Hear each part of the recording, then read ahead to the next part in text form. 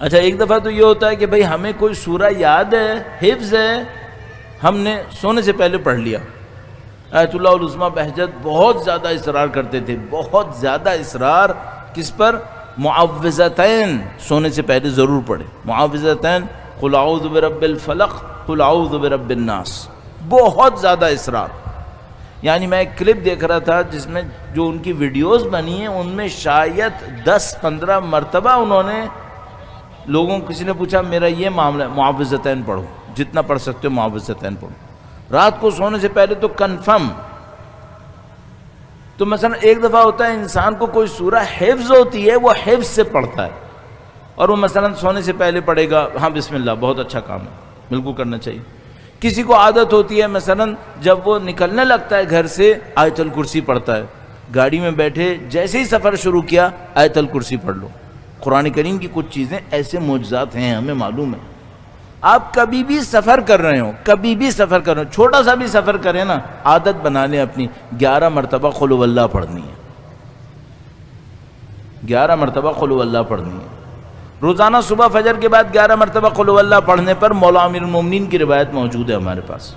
اور سفر کے لیے ہمیشہ شروع کرنے پر 11 مرتبہ قل هو اللہ پڑھنا انتہائی مفید ہے۔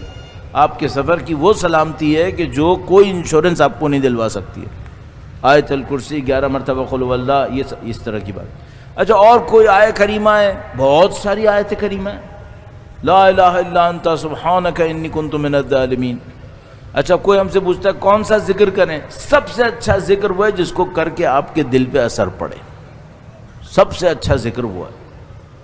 بعض اوقات انسان ہوتا ہے ایک آیت کریمہ اس کو اتنی اچھی لگنے لگتی ہے، اس کا بار بار پڑھنے پہ اس کا اثر ہوتا ہے، آپ اسی آیت کا انتخاب کر لو، کوئی مسئلہ نہیں، صحیح۔ بس ایک تو یہ چیزیں ہوتی ہیں کہ ایک انسان نے اپنی زندگی کے لیے پوائنٹرز لگائے ہوئے ہیں، جب بھی سفر شروع کروں گا یہ سورہ پڑھوں گا، جب بھی وہاں جاؤں گا میں یہ کام کروں گا، دن کی ابتدا پر وہ سورہ پڑھوں گا، رات کو سونے سے پہلے یہ سورہ پڑھوں گا۔ یہ بہت اچھی چیز ہے، یہ بہت اچھا ہے، لیکن قرآن کریم سے جو صحیح آپ کا استفادہ ہونا چاہیے وہ کیا ہونا چاہیے؟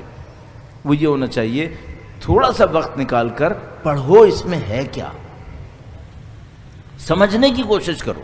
یہ سب سے اہم ہے، سب سے اہم ہے کہ آپ قرآن کریم سے پڑھنے اور سمجھنے کی کوشش کریں۔ اچھا اب اس کے لیے کتنا وقت دیں بھائی آپ کے اپنے اوپر ہے۔ اس کے لیے وہ ہم کہتے ہیں کہ بھائی کم سے کم ایک صفحہ تو دو، مثلا 10 آیتیں دو، لیکن سوچنے سمجھنے پہ وقت لگائیں آپ۔ کیوں؟ ممکن ہے کوئی یہ کہ مولانا یہ ہمارے لیے کیوں اہم ہے؟ آپ لوگ مولوی لوگ ہیں، آپ لوگ ممبر پہ بیٹھتے ہیں، آپ لوگ جائیں قرآن کریم کو سمجھنے کی کوشش کریں، ہمیں آ کے بتا دیا کریں۔ بھائی ہمارے پاس آیت کریمہ ہے، خداوند متعال نے فرمایا ہے یہ قرآن کریم پر غور و فکر کیوں نہیں کرتے؟ کیا ان کے دلوں پہ تالے پڑے ہوئے؟ آیت ہے۔ اچھا اس آیت میں لکھا ہے یہ آیت مولویوں کے لیے نہیں بھائی، سب کے لیے۔ اب آپ مجھے بتاؤ، 10 بستہ میں آپ سے پوچھ رہا ہوں، آپ چاہتے ہو آپ کے دل پہ تالے پڑے ہوئے نظر آئیں اللہ کو؟ دل پہ تالے پڑنے کا مطلب کیا ہے؟ اس میں داخلہ بند ہے۔ کیا مطلب؟ اس میں اللہ کا نور داخل نہیں ہوگا، اس میں رہنمائی نہیں آئے گی، یہ واقعات سے عبرت نہیں لے گا، یہ آیتوں سے اثر نہیں لے گا، اس کے دل پہ تالا لگ گیا ہے۔ آپ نہیں ہیں ایسے، الحمدللہ رب العالمین، جو آپ یہاں بیٹھے ہیں اس کا مطلب کیا ہے؟ دلوں کے اوپر تالے نہیں ہیں، الحمدللہ۔ قرآن کریم نے دل کے معاملے میں بہت کچھ فرمایا ہے، آپ کو پتہ ہی ہے، مثلا کہیں پہ لکھا ہے یہ دل سخت ہو جاتے ہیں، کہیں پہ لکھا ہے ان دلوں پہ مہریں لگ جاتی ہیں، کہیں پہ لکھا ہے ان دلوں پہ تالے پڑ جاتے ہیں۔ تو قرآن کریم پر غور و فکر نہ کرنا، آیت کریمہ فرماتی ہے نشانی کہ اس کے اوپر تالے لگ گئے، اس پہ تالے لگ گئے، اب مت کریں ایسے۔ تو اگر آپ الحمدللہ آپ کی زندگی میں قرآن کریم کی تلاوت روزانہ ہے، بہت اچھا ہے، سوچنا سمجھنا بھی اس میں ضرور رکھیے گا۔ اچھا اب ممکن ہے مجھ سے کوئی یہ کہے مولانا ہم سوچنے سمجھنے کی کوشش کرتے ہیں نا، اس میں اتنا وقت لگ جاتا ہے، جو باقی پڑھنے کا کام ہوتا ہے وہ بہت تھوڑا رہ جاتا ہے، اس کا کیا کریں؟ تو مثال کے طور پر میرا دل چاہتا ہے مثلا کم از کم ایک ربع پڑھ لوں، ایک نصف پڑھ لوں روزانہ۔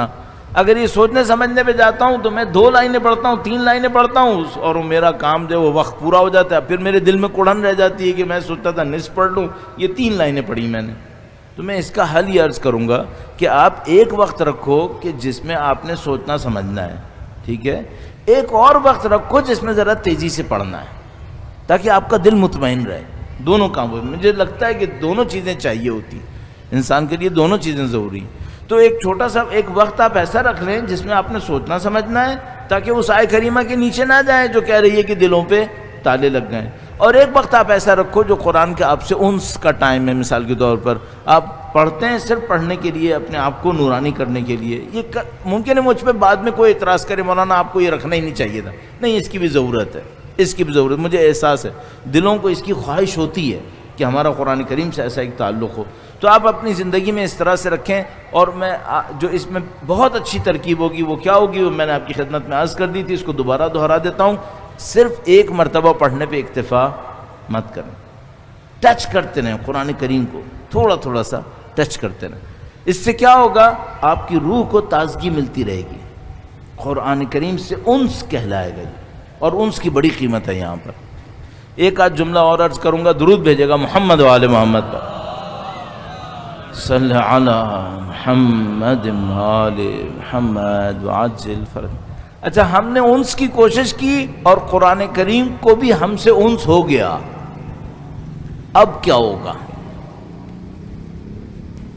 پہلے کیا تھا؟ پہلے یہ تھا کہ مجھے کسی مولانا نے کہا تھا کوئی قرآن نہیں پڑھے گا روزانہ اتنا جہنم میں جائے گا، یہ ہوگا وہ ہوگا۔ میں صبح کو اٹھتا ہوں بدل ناخواستہ، اردو میں کہتے ہیں نا بدل ناخواستہ، جس کو جو بچے اردو نہیں جانتے وہ کہتے ہیں بادل ناخواستہ، یہ لکھا ہے بدل ناخواستہ، یعنی ایسا دل جس کے اندر خواہش نہیں ہے۔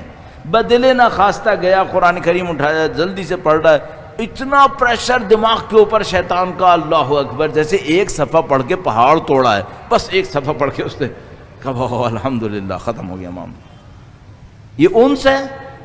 او بھائی، یہ کہاں انس ہے؟ یہ انس نہیں ہے۔ شروع کیا، پہلے دن سخت ہوا، دوسرے دن آہستہ آہستہ 3 دفعہ پڑھنا شروع کر دیا، روزانہ کھولتا ہے، تھوڑا سا پڑھتا ہے، خوش ہوتا ہے، پھر رکھ دیتا ہے، انس ہو گیا۔ اب جب انس ہوگا تو کیا ہوگا؟ اب جب انس ہو جائے تو کیا ہوگا؟ یہ جو میرے ماموں کل پرسوں دنیا سے گئے، انہوں نے مجھے ایک واقعہ سنایا تھا۔ یہ شپ پہ ہوتے تھے، فوت ہو گئے اب تو سنانے میں مسئلہ نہیں ہے۔ یہ شپ پہ ہوتے تھے اور یہ ہم بچپن سے دیکھتے تھے، لمبی لمبی عبادتیں کرتے تھے، لمبی لمبی، رات بھر۔ اور شپ پہ ہونے کی وجہ سے ان کے بعد ٹائم بہت زیادہ ہوتا تھا، تو یہ مشہور تھے کہ بھائی یہ بہت لمبی لمبی عبادتیں کرتا ہے۔ جب ایران کا انقلاب آیا، اس زمانے میں بھی شپ پر تھے، تو اتنا یہ عبادتیں کرتے تھے کہ لوگ ان کو خمینی کہتے تھے کہ یہ ہماری شپ کا خمینی ہے۔ تو یہ مشہور تھا کہ بھائی ان کے پاس جو ہے نا، اچھا ان مذاق بہت زیادہ کرتے تھے، ہم لوگ بہت خوش ہوتے تھے ان سے۔ مجھے اس وجہ سے میرا اندر تھوڑا سا وہ بھی ہے، ہم نے بچپن میں بڑی اچھی یادیں رکھی۔ آپ کہیں گے یہ کیا کر رہا ہے، خیر معذرت چاہتا ہوں۔ تو وہ ایک دفعہ کیا ہوا کہ اسی طرح شپ پر تھے، کسی بندے کے کڈنی میں کوئی پتھر آ گیا۔ شپ کا جو میڈیکل ایڈوائزر، ڈاکٹر وغیرہ جو کچھ بھی تھا، اس نے کہا کہ بھائی یہ اس کا اسٹون اتنا ہے کہ یہ ایسے نہیں نکلے گا، اور کہنے لگا مجھے چانس کم لگ رہا ہے کہ یہ بچے گا، چونکہ ابھی ہم ساحل سے بہت دور ہیں، میرے پاس جو کچھ تھا میں نے استعمال کر لیا، اس کے بچنے کا چانس مجھے لگ نہیں رہا ہے، یہ جائے گا۔ تو میرے ماموں کہنے لگے کہ میں ڈیوٹی پہ جانا تھا مجھے ٹاور کے اوپر، تو جانے سے پہلے 8 گھنٹے کی ڈیوٹی تقریباً، کہنے لگے میں اس کے پاس گیا تاکہ اس کو ایک دفعہ دلاسا دے دوں۔ تو کہنے لگا وہ بہت تڑپ رہا تھا بیچارہ، بندہ خدا اتنا تڑپ رہا تھا، اور وہ جو میڈیکل ایڈوائزر تھا وہ کہہ رہا تھا بیٹھ کے گیا یہ۔ تو اس نے کہیں جاتے جاتے جب اس کی حالت بہت خراب تھی، تو اس نے ان کو آتے دیکھا، کہنے لگا خمینی تمہارے پاس کچھ نہیں ہے، مجھے کچھ دے دو، میں مر رہا ہوں یہاں پہ، کچھ کرو، اتنا قرآن پڑھتے ہو، اتنی نمازیں پڑھتے ہو، کچھ کرو میرے لیے، میں مر رہا ہوں۔ تو میرے ماموں کہنے لگے کہ مجھے سمجھ میں نہیں آیا میں کیا کروں، کہنے لگے کہ میں نے کہا ایک پانی کا گلاس لاؤ۔ اچھا، وہ ہم سے مذاق بھی بہت کرتے تھے کہ جن بلا رہا ہوں، میں یہ کر رہا ہوں، میں وہ کر رہا ہوں، تو ان کو تو اس ایکٹنگ کی عادت تھی۔ تو کہنے لگے میں نے اس سے کہا پانی کا گلاس لاؤ۔ اب یہ بھی مجھے انہوں نے بہت ہنسا کے بتایا تھا، میں یہاں بیٹھا ہوں اس لیے تمیز دائرے کے اندر رہتے ہوئے آپ کو صرف ان کے مذاق نکال کے بتا رہا ہوں۔ تو کہنے لگے میں نے پانی کا گلاس منگوایا، اس نے مجھے دیکھا، کہنے لگے میں نے ایک آیت کریمہ پڑھی، کچھ پڑھا، اس کے اوپر پھونک دیا. میں نے اس سے کہا کہ یہ تم تھوڑے تھوڑے گھونٹ کر کے پی لو. کہنے لگا کیا ہوگا اس سے؟ کہنے لگا چھوڑ دو، پی لو. کہنے لگا یہ میں اس کو پلا کے باہر آ گیا، اور میں نے کہا کیا ہونا ہے، تو مرے گا اور کیا ہوگا، بچنے کا چانس تھوڑی ہے تیرا. اس طرح کی باتیں کرتے تھے وہ. کہنے لگا کہ جب وہ صبح کو میں اوپر چلا گیا تو کہنے لگا اوپر گیا تو ٹاور پہ مسلسل سوچتا رہا تھا کہ اب اس کی خبر آئے گی، اب اس کی خبر آئے گی، پھر مجھے وائرلیس کرنا ہے، مجھے یہ کرنا ہے، وہ کرنا ہے. تو کہنے کہ صبح تک خبر نہیں آئی. کہنے کہ میں صبح کو خود چلا گیا دیکھنے کے لیے کہ اب دیکھوں اب اس کی کیا حالت ہے. کہنے کہ میں گیا، دیکھا ڈھنگ سے بیٹھا ہوا ہے اور کہہ رہا ہے کہ شبی کام صحیح ہو گیا، میری طبیعت صحیح ہو گئی. کہنے کہ اب وہ ان کے مذاق وغیرہ بارہ میں چھوڑ دیتا ہوں. تو کہنے کہ بہرحال اس کی طبیعت صحیح ہو گئی، وہ اور میرا معتقد ہو گیا اور یہ میرا پیر ماننے لگا اور یہ کر رہا ہے وہ کر رہا ہے. تو میں نے کہا کہ ماموں پڑھا کیا تھا؟ کہنے کہ مجھ سے مذاق کرتے ہوئے کہنے کہ میں نے سوچا کہ قرآن نے یہ کہا ہے کہ اگر ہم پہاڑ پہ بھی نازل کرتے تو چکنا چور ہو جاتا، تو یہ تو اس کا چھوٹا سا پتھر ہے، یہ تو ٹوٹ ہی جائے گا. لو انزلنا هذا القرآن على جبل لرأيته خاشعا متصدعا من خشية اللہ. کہنے کہ میں نے یہ آیت پڑھ کے دی اس کو.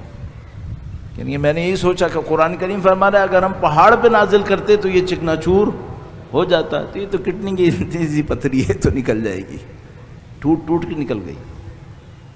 اگر آپ اور میں مانوس ہو گئے نا قرآن سے، پھر قرآن معجزے دکھائے گا. ایک ایک آیت اثر دکھانا شروع کر دے گی، ایک ایک آیت اثر دکھاتی ہے پھر. اور یہ ایک سے زیادہ واقعات آپ کی خدمت میں، تو میں نے چونکہ ابھی میرے ذہن میں ان کی وفات کا ہے تو اس وجہ سے میں نے وہاں سے نکال کے آپ کی خدمت میں عرض کر دیا، ورنہ ہسٹری بھری پڑی ہے کہ جب ایک ایک آیت انسانوں کے دلوں کو تبدیل کرتی ہے. یہ قرآن کریم ہے، یہ مانوس ہو جائے کچھ اور کرتا ہے. شب جمعہ سید الشہداء کی ذکر کی مجلس ہے، اس کی اپنی برکتیں ہیں. اگر آپ قرآن کریم سے مانوس نہیں ہیں، میں مانوس نہیں ہوں، موقع اچھا ہے. درخواست کریں خدا سے، خدا مرنے سے پہلے قرآن سے مانوس کر کے ماننا، قرآن سے اجنبی حالت میں نہ ماننا. اس دنیا میں قرآن حاکم ہے، اس دنیا میں بھی حاکم ہے، نظر نہیں آ رہا ہے، اس دنیا میں چھپے گا نہیں، اس کی حکومت ہے. تو آپ اس بات کو اپنی زندگی کا ایک ہدف بنا لو. جو بچے جوان ہیں میں ان کی خدمت میں عرض کروں گا ضائع نہیں کروں. دن بھر میں مشکل سے 10-15 منٹ کا کام ہے، اگر ٹائم کی بات کرتے ہو ضائع نہیں کرو. اس فضیلت سے اپنے آپ کو دور مت کرو. اور ثقلین کا معاملہ ہے، ثقلین کا معاملہ ہے. آپ کو امام کی نصرت کرنی ہے اور قرآن آپ کے ہاتھ میں نہیں ہے، یہ نہیں ہو پائے گا. جس کو امام کی نصرت کرنی ہے اس کے ایک ہاتھ میں قرآن ضروری ہے. کیوں سید الشہداء نے کہا کل عاشور ہے؟ تو سید الشہداء نے کہا کہ آج رات کی مہلت لے کر آؤ. کیوں؟ ایک رات پہلے بھی تو شہید ہوتے. کہا نہیں، آج رات مہلت لے کر آؤ. کیوں؟ فرمایا ہمیں نماز، قرآن اور استغفار سے عشق ہے، عشق.